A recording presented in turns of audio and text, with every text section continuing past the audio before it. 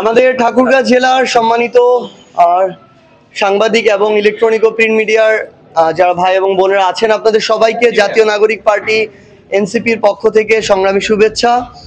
আমরা আজকে ঠাকুরগাঁ জেলা আহ্বায়ক কমিটির সাথে পরিচিতি সভা এবং সাংগঠনিক দিক নির্দেশনামূলক সভা করতে এসেছি। এখানে আমরা জেলা আহ্বায়ক কমিটির 101 সদস্য যারা রয়েছে তাদের সাথে আমরা সামগ্রিক বিষয়ে কথা বলেছি। কারণ ফেব্রুয়ারির প্রথমার্ধে যদি নির্বাচন হয় তাহলে আমরা মনে করি এই ডিসেম্বর মাসের মধ্যেই ঠাকুরগাঁ জেলার প্রত্যেকটি উপজেলা, থানা এবং ইউনিয়ন পর্যায় পর্যন্ত আমাদের আহ্বায়ক কমিটি করতে হবে এবং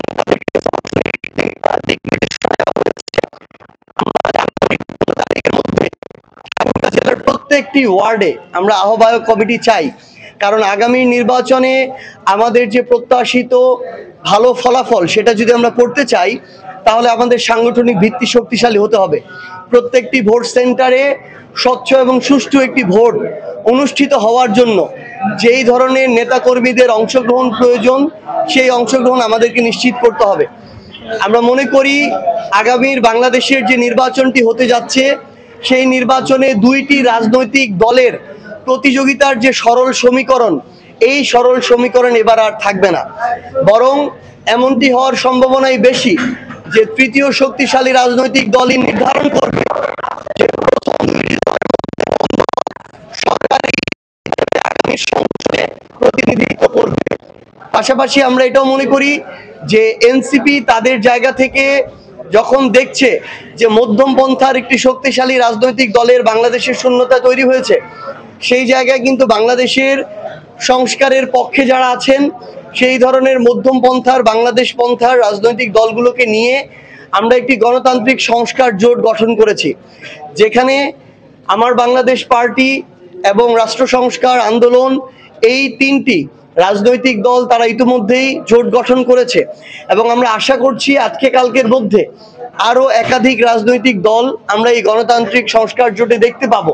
এবং আমরা এটাও প্রত্যাশা করছি যে এই গণতান্ত্রিক সংস্কার জোটে যারা আসবেন আমরা সকলে মিলে একটি মার্কা নিয়ে আগামীর সংসদ নির্বাচনে জনগণের প্রত্যাশিত যে নির্বাচন সেই নির্বাচনটি করব এবং জনগণের প্রতিনিধি হিসেবে আমরা আগামীর সংসদে যাব।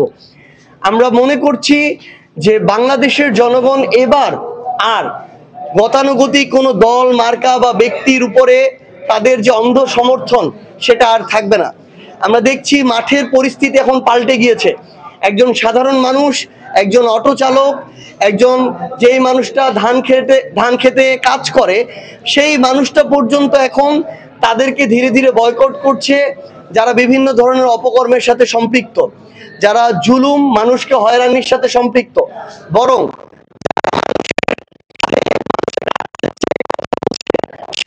চেষ্টা করছে এই মানুষদের প্রতি মানুষের আগ্রহ কিন্তু বাড়ছে।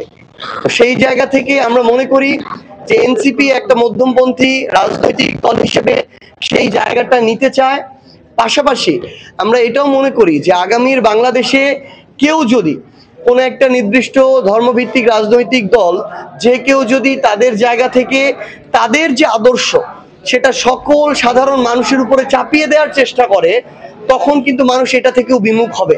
আমরা আহ্বান করব, আপনি যে রাজনৈতিক দলই হন না কেন, আপনার যেই আদর্শই হোক না কেন, অন্য অনেক রাজনৈতিক দল আছে। কোনো একটা রাজনৈতিক দল যদি ধর্মভিত্তিক হয়, আরেকটা রাজনৈতিক দল তো মধ্যম পন্থার, তারও সমর্থক আছে।